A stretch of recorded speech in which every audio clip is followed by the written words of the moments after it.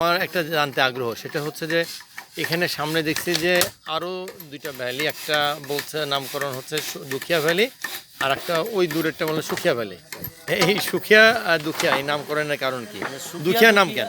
সুখিয়া এবং দুখিয়ার মধ্যে দুখিয়া নামটা আমি আগে বলি।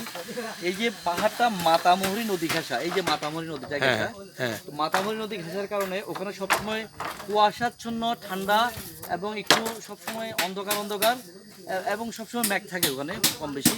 এই জন্য কান্না মানে কান্নাজনিত একটা ফ্লেভার ওখানে থাকে। এই কান্নাজনিত ফ্লেভারের কারণে এটা হচ্ছে দুখিয়া ভ্যালি। আর সুখিয়া ভ্যালি যেটা হচ্ছে ওখানে মানে অনেকটা হাস্যোজ্জ্বল, সবসময় রোদ থাকে।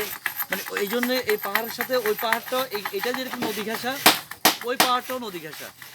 এখানে এখানে কান্নাজনিত কারণেই দুখিয়া ভ্যালি, আর ওখানে একটু রোদ মানে একটু সাথে সাথে হয়, এটা সুখিয়া ভ্যালি হয়ে গেছে। আচ্ছা আচ্ছা আচ্ছা হ্যাঁ, আমরা যেটা জানি, আমাদের পূর্বপুরুষরা আরো ভালো জানবে। আচ্ছা। আমরা যেটা শুনছি সেটা আর কি।